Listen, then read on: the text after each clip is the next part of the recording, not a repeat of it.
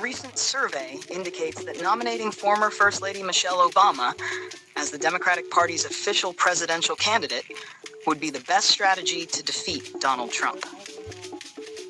Party members are increasingly losing confidence in Joe Biden due to his health issues and a disappointing debate performance.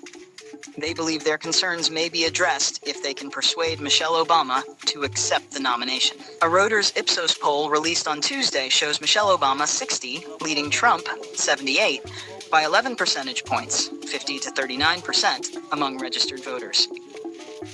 In other potential matchups, Biden is tied with Trump at 40% each, while Trump narrowly leads Vice President Kamala Harris by 1 percentage point, 43% to 42%.